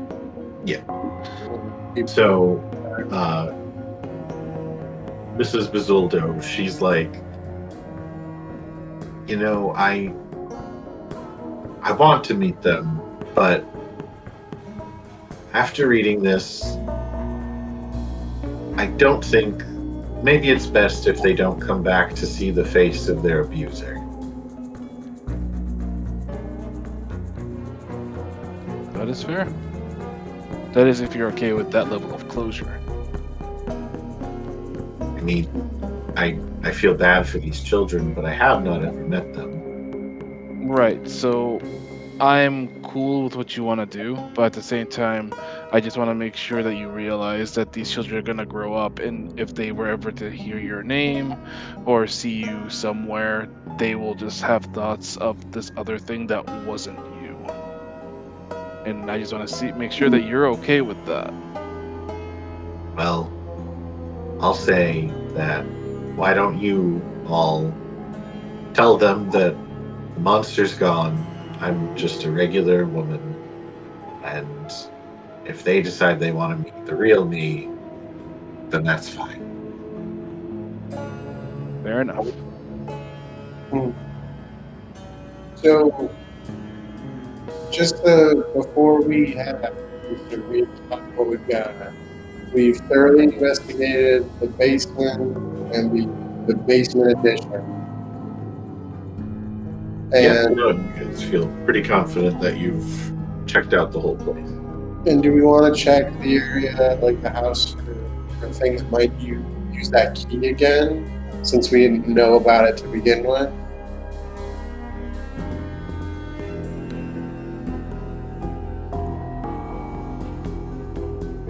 Oh, yeah, did you guys want to show Yeah. her the key? Yeah, I'm gonna hold that out to her. One last thing, of course. Recognize this key. So she takes it from you and kind of looks at it, and she's like, no, this, she hands it back to you. She's like, no, all the locks in the house use one master key. And she pulls that out, and she's like, you know, I had a couple copies of this key. I don't recognize that one. Can I just, would there be any way just to check everything quickly and thoroughly to see if maybe there's something around that? So Key you is last. normal key? Okay, so last time you went through the whole house like very thoroughly, Yeah. and if you remember, you didn't find anything weird or out of the ordinary. So Okay, so yeah, we're pretty confident then. This key isn't anything. Yeah. Okay. All right. So, what do you guys want to do? Have you guys investigated any ways to enter enter Old Bainham yet? Not yet. Really should start checking it out. It seems like a lot of roads are Curious if there's a secret way that maybe, I don't know why. It's just the way I'm thinking. Like, there's some pretty bad stuff happening down there. Knowing that the mirrors originate from Old Bainham, I wonder if if this key will have like a less trafficked way into the old part of the city. So I think in order, we have to get these mirrors secured under Paragon Company watch, and then start putting out like feelers for information on Old Bainham, like in that order, and like execute go. All right, so we gotta find Grim first, then. I think so. Yeah. Okay. Yep. Let's go there. All right. So you guys, you say your goodbyes to Baron and Bazuldu. You get onto your carriage, and you guys go back to the Arce's Horse Tavern. And when you go inside, there's a few people, sitting inside, eating, drinking. Grim is there, and he's just sort of more or less entertaining the crowd. He's like playing his fiddle, dancing around on tabletops and everything. And he looks up. When you guys walk in, he looks and sees you, and he stops playing. He's like, "Oh, friends, welcome!" And he hops off the table and walks over to you guys. If I had higher than 6 charisma, I wouldn't want to interrupt forever. Actually, you guys. Really quick, He- Mike, just really quick. I'm gonna split off from them to find a place to clean up because I don't Okay. imagine me walking into the bar the way I am right now is gonna really sit over well. Paragon Company. Akira luxuriates in the gore that is like splattered upon him. Yep. Right. So I'll say as the rest of you guys are walking into the tavern, Trax just sort of like goes around the back, finds like a water well pump, and just starts like, Yep. I don't think I got any gore on me because of lightning, but Archie Yeah, has a barbarian mentality when it comes to gore. He was raised by a particular kind of man. right. He has a specific kind of magical weapon. This whole lots of blood thing isn't anything new. So Grim comes up to you guys, and he's like, "Why do you guys all look so down?" And he sees Akira covered in some blood, and he's just like, "Oh, what happened?" So I'll give him like the full report that I'm gonna also write out and officially give Paragon Company, just like robot style. Yeah. So, since the last time you guys talked to him, you've, done everything with Ozzy, done the whole orphanage bit. So he's just like, "So, you saved a bunch of kids from a monster, and then underneath this orphanage was another monster. And you took all these magic mirrors?" Yeah, 3 of them, and there are 3 missing kids. Oh, that's concerning. Hey, you don't think my brother got taken and put into one of these mirrors, do you?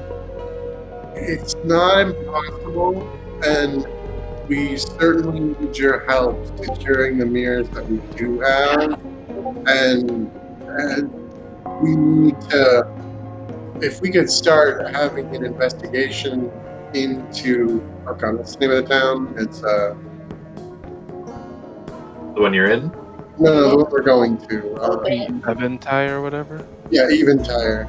Eventide, yeah.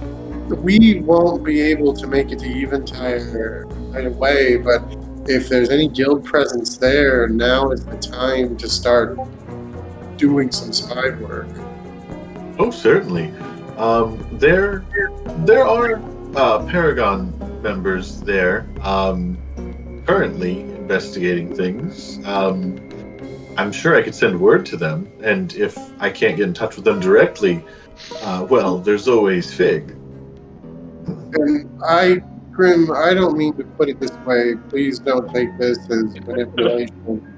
But so far, if there was any lead on your brother, this is it. If he was a young man missing in this town, and I'm not saying we won't keep looking for other clues, but so far, this is the biggest hint at where things might have been going for it. His ears and his tail kind of twitch a little bit, and he's just like, I think you're probably right. Aside from a dead-end lead on the way here, this is the last place Kit was seen. All right, I will do whatever I can. I will take these mirrors. Would you want me to send them back to Fort Algus? If we can have it done secure and guaranteed, then I think that's the safest thing. So far, I feel like we've accumulated quite a lot of things that need protecting, and the fort might be somewhere we need to start looking more at. Well, what better place to protect something than an old military fort, right? We really should just make an archive room for all the magical evil things that we run into. I still have a strong desire to give Fort Algus wheels. So if we just keep putting things, like, we can keep it as a base if I can just make it a base that moves. So, like... It honestly is a really good idea. Like, if you're able to do that, I would strongly recommend it. No, it's Mike has been expressed that it is certainly a high hopes, long-term kind of thing. But, like, as an artificer and, like, with the level of magic technology that seems available in the world, cool moving fort it's on my list of things I really want to do. Nice. It might be a whole team effort and involve a lot of, like, money and downtime seriousness. But, like, man, if I could just drive our base. or have somebody else drive our base. I don't have land proficiency, but whatever, Right. So, Grim is just, he seems to be, like, a little more serious than he normally acts around you guys. And he's just like, well, while we're here, I will take these, and if you want, I'll keep them in my room. Honestly, I've been more or less just talking to people during the day and spending most of my time here in the evenings. Maybe we could actually, do any of you know how to make an alarm spell? I do. I'm happy to set one up. That might be the way to go, during the day at least. When I'm not. I can take time to set that up every morning while we're here. Alright. Yes, I think that would be best. During the day, let's keep that up. At night, I'll be here. That way, we can make sure that no one touches these. Like you said, if these kids are somehow trapped in these, I'd hate for anything to happen to them. And then I think I think it was that we'd sent word with Fig to Otto to come get the kids, right? You hadn't done that yet. You were talking about it at the end of last Okay. game, but you hadn't done it We yet. need to do that, like, because him and his relative capacity for violence has become more necessary for like the return trip than before. So, All right. I can go send a message if you want. I did it. All right. Well, here. Why don't I go do that? You guys set up the mirrors in my room. Keep them covered if you don't mind. That's fair. I'll turn them away from any possible. Appreciate it. But yes, I'll go talk to Fig and hopefully can get Otto to come down here and pick up his son. So, I'll see you all in a bit. And he, grabs his hat and cloak and puts it all on and then goes for the door.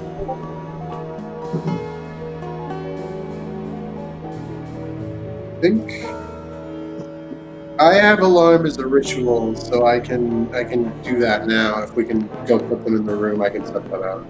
Okay, yeah. So I'll say you guys, you guys strap them back onto Akira's back, and she carries them back in. You guys put them in Grimm's room, and then you take the time to cast alarm around the room. I assume you check it. You set it for the actual sound alarm. I don't see any reason. It's a public space, so that should be something positive. Yeah. All right. So yeah, you guys take the time to do that. Is there anything else you guys wanted to do for the rest of this day? I think we should definitely. I mean, everybody's in rough enough shape. We should definitely get situated. But I would also like to get a hold of the kids now that they're safe from immediate danger, and just have them with us wherever we are. Yeah. So yeah, I'll say you guys. You guys take the carriage back to Ozzy's house. Do you guys just knock on the door, or? Yeah, they work for me now. Okay. So yeah, you guys go to Ozzy's, you knock on the door. You hear the typical bunch of kids shh, who's there? Whispering to each other. And then Ozzy's who's there? I shine my armor up and stuff, like my shoulder pads. And I'm is that any way to greet your guardian, young Seth? The door opens and he's tucking a dagger back into his belt, and he's just well, yeah, I didn't know it was you though. And I put my hand on his shoulder, and I'm honestly, you did perfect. He's yeah, it was boring, nothing happened. All right. So, just based on what we we've spent some time in his place, is his place with a little bit of effort a better place to crash with these kids than the hotel?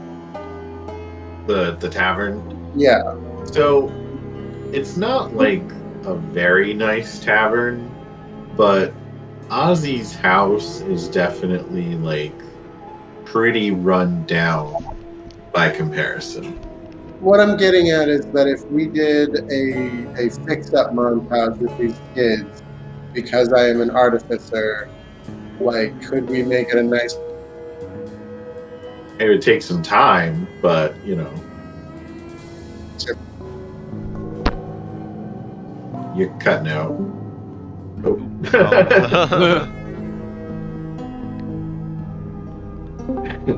There we go. Roll for montage. No. I'm just gonna walk into the house and just start trancing. Jax doesn't give a shit. He's fine here.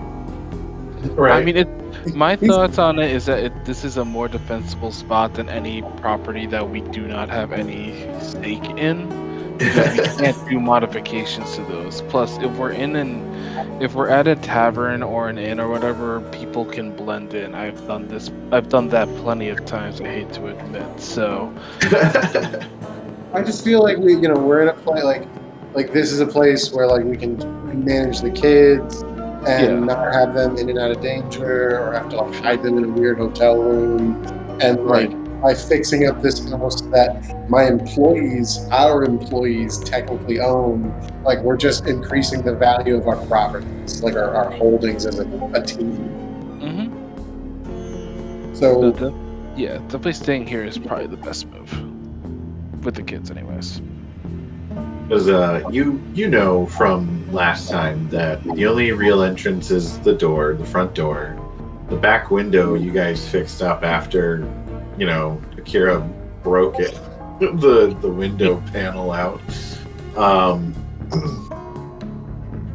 So yeah, it's like there's only one way in or out, really. So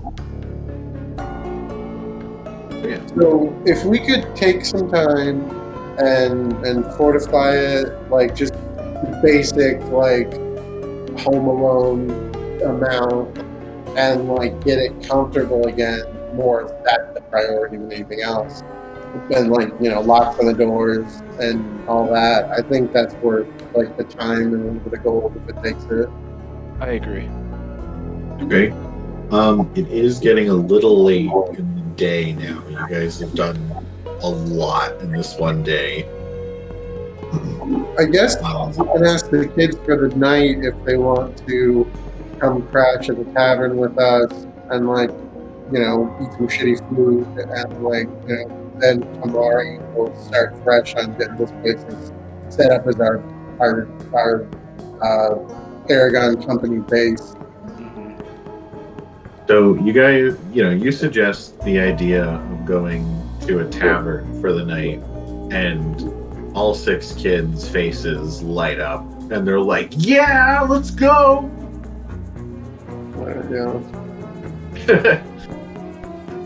So I guess now is as good a time as any. I'm gonna be like, all right, now you guys all have to make a solemn vow. They're all like, "What?" Like I'm about to reveal my secret identity to you, and you need to trust me. They're all like, "You can trust us." All right, I don't know if that's true, but I don't want to keep wearing legs. And I do the business so my legs convert back to my chair. So they're all just like, "Whoa!" And take my helmet off. My super cool guy ahead is there with my 6 charisma. I'm definitely not that cool. Aziz just looks at you from, he's like, yeah, no, you look bigger with the suit on. I kind of laugh. I'm like, that's kind of the point of the suit. Yeah, okay.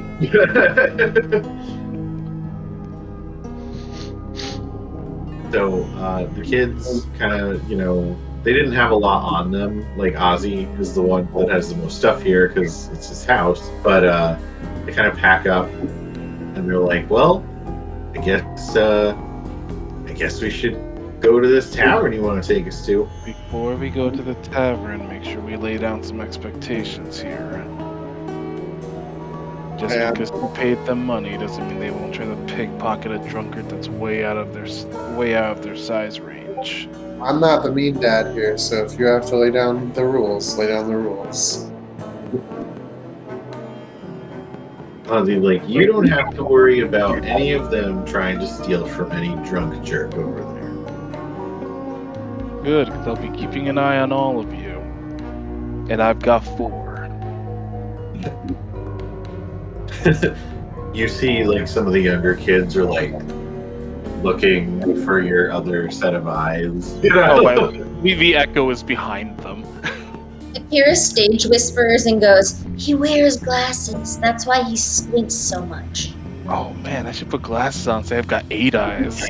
God, that is a really funny joke, honestly. The kids are just like, oh yeah, okay. But no, it's, 4 eyes with his echo is an intimidating thing to do. But yeah, so the kids are all like, we promise we'll be on our best behavior. I don't have insight, so like there's no point in me checking, but like I trust these kids. So on that note, I don't trust them. So on that note, we'll cut to a little bit of time later where you're all at the tavern and these kids are running around screaming, freaking out, like full blown, like just playing in the middle of this fucking bar. Like the patrons are all just like, what the hell? Who brought kids here? The barkeep, he's just like he's just, you can tell he's stressed out, but like he doesn't want to say anything because you guys basically saved his tavern from like a weird, gross, mutated rat infestation. We did do that. And like Grimm's back and he's not helping at all. He's like completely egging the kids on and like just dancing around with them. Yeah, all I would do in this situation is use my magical tinkering to make things into toys. So like things that light up and things that make sound, and just like make like little robots that do stuff for the kids. Because like fuck actually like controlling this situation. So a couple of the kids are actually distracted by that. The twins. Hannah and Gregor, and then the youngest of the kids, Ringo, they start playing with the toys and stuff. But the drow kid is just sort of like proclaiming, you know, how like, you know, this is nothing compared to like, this is nothing compared to the 5-star hotels that my parents used to take me to. And like the dwarf girl is just like, and then like Avi just comes up to the bar and sits next to Trax, and just like while this guy is distracted by like the kids running around and stuff, just takes his mug of ale and he's just like, he looks at Trax with this big mug of ale and he's just like, kids, huh? And he just like starts downing the ale. I'm gonna nod my head and down my own mug of ale.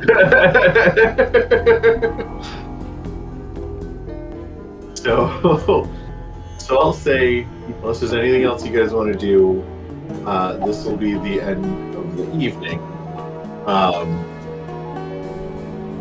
And you guys will bump up to level 4. Yay! I'll take it. I'm happy to finish an episode on a bunch of kids just totally wreaking havoc on a situation. Right? With that, the party has saved the orphanage, cleared out all the monsters, found the cursed mirrors that were hidden underneath, and found a link to where the missing children have been sent to. Who knows what our team will be up to next time, but we'll find out next time on the Paragon Company. I'd like to thank Will Savino and his Music D20 albums for supplying all the music for our episodes. Character art is by @CactusToad on Instagram. And then the backdrops and NPC artwork were generated using Midjourney. Thank you so much for watching, and we'll see you next time on the Paragon Company.